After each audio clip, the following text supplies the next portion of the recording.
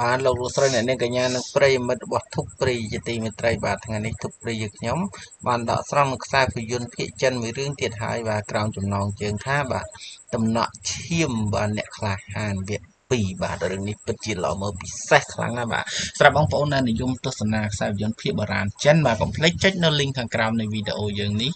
បាទក៏ឬក៏បងប្អូនចូលទៅកាន់ website របស់ធុបព្រីក៏បានដែរដើ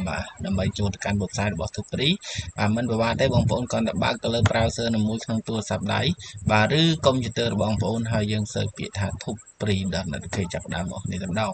បាទអូខេឥឡូវនេះយើងបើកជាមួយនឹង browser ហើយយើងចូលមកដល់ Google ហើយយើងចាប់ដើម search ទាំងអស់គ្នាបាទ T U B E F O E N E T Interpol តែម្ដងបាទតទៅទៀតបងប្អូនចុចទៅលើពាក្យថា Thupri អូខេឥឡូវនេះបងប្អូនចូលមកដល់ home page របស់ Thupri បាទបន្តិចទៀតបាទហើយសូមបញ្ជាក់ Thupri ខ្ញុំមានគ្រប់រឿងទាំងអស់បាទមិនថារឿងថៃខ្មែរចិនកូរ៉េទេបាទអូខេឥឡូវនេះបងប្អូនចូលមកដល់ home page របស់ Thupri ហើយបងប្អូនឃើញទេមានគ្រប់ប្រភេទតែម្ដងបាទបងប្អូនចង់ទស្សនានៅខ្សែភាពយន្តណាមួយបងប្អូនអាចចុចទៅរូបភាពនិងចំណងជើងបាទអូខេកុំឲ្យស៊ីពេកយើងថ្ងៃនេះបងប្អូនចង់ទស្សនានៅបាទខ្សែភាពយន្តភាគចិនបងប្អូនចុចលើ menu Chinese ខាងលើមក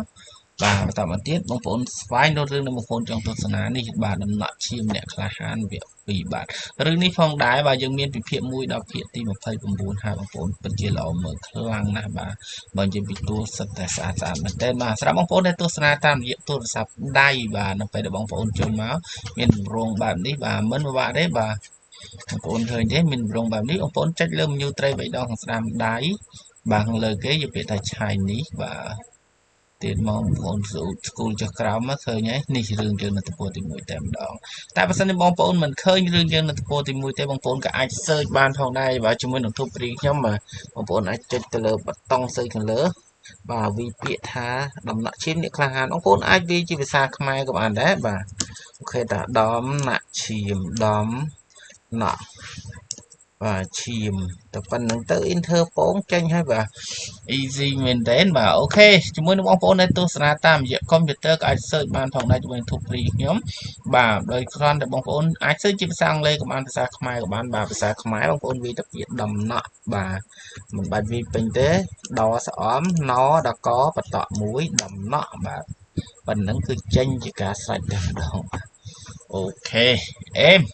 បាទសម្រាប់បងប្អូនដែលជួយគ្រប់គ្រងThupriคลิกជួយចុចគ្រប់ Telegram កន្លែងคลิก Hello Play Plot នេះនឹង share ទៅតាមបណ្ដាញសង្គមនានាផងដែរបើសិនជាបងប្អូនមានចម្ងល់មានសំណួរផ្សេងៗអាច comment នៅក្រោមវីដេអូក្នុង YouTube នេះបានបាទអរគុណច្រើនបាទជម្រាបលា